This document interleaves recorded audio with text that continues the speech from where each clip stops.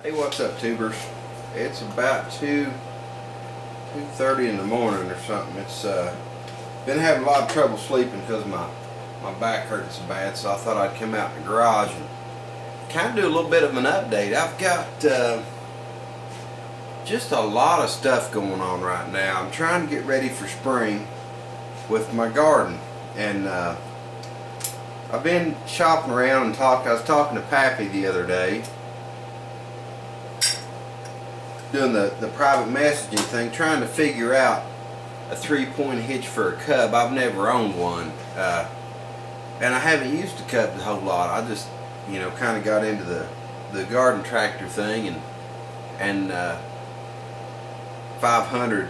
I watched him build I think it was a 128, a 129. I can't remember.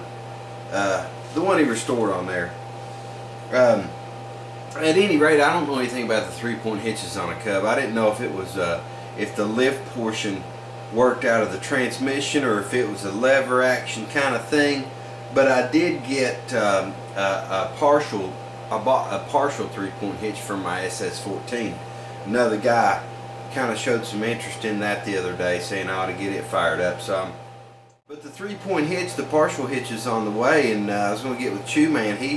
He's got all those Suburbans up there in Michigan or wherever he lives up there at the headquarters, and I was going to see if I could get him to measure the lower arms of the 3-point hitch for my SS14, because it doesn't have the center pin that goes across the back, and I'm not going to have the arms that come out, the lower arms, and the center link. I found one of those at Northern Tool, and also found a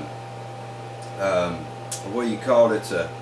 It's called a center buster. It's like a plow. It's really good. It's supposed to be good for digging hard pan and whatever out. So I'm going to get those things ordered up, and I might get a 3-point hitch for one of the cubs. The 102. I'd like to put a 3-point hitch on it, and that 105, get it running good, and just cut grass with the 105. It's got the hydrostatic deal. I don't even know if that hydrostatic's good for gardening or whatever. I don't know. I don't know much about cubs at all, other than just liking to work on them. That's something I'm working on. That's just a hobby I'm pursuing. But anyway, I've got a lot to do. Let me show you a little project I'm working on here. That is an old cultivator, one of the old hand push jobs. Found that in the junk pile. What I'm gonna do, I don't want to cut this thing up. I really would I want to keep all the parts in case I maybe one day want to build handles for it, but I'd like to get it and sandblast it all and get it all cleaned up, and actually build brackets to where I could bolt the bracket on here, and use this somehow with my 3-point hitch. I can't hand push anything, not with my back that way, but that's kind of I don't know if it's worth anything or not. I don't know. I don't know if it'd be worth anything restored, but kind of it's a piece of American history in my mind. I don't want to just tear it up. And I've got, let's see here. Got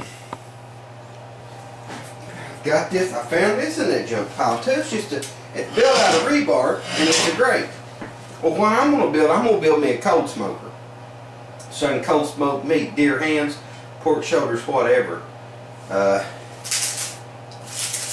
This is junking up my garage right now, but yeah, I've just grabbed that grate out of that junk pile too, along with that old hand push cultivator. I'm going to try to get the video fired up, and we're going to build this cold smoker here shortly. But yeah, I've got my garages. I've got to get some of this stuff out of here. It's just getting piled up on me. Yeah, guys, I got the soldering done. Got a little puddle right here. I'm not going to worry about it. This is the back of the tank anyway. I'm going to take it back to the sandblaster and go ahead and get the tank cleaned up. What I'm going to do, I'm going to try to get it down to right down to the bare metal. Get all this goo off of it and clear coat it. Make a decent looking tank out of it. This is going to be the front side. And I'm also, you can't see it, but it's A little rusty inside. Not bad. Not really bad at all, but I'm going to go ahead and knock a little rust out of it, get the outside cleaned up, and we'll get it clear coated. Alright guys, I got her sandblasted here, and I did a little bit of sandblasting on the inside of the tank. I get my light right here, you might be able to see. Turned out pretty decent.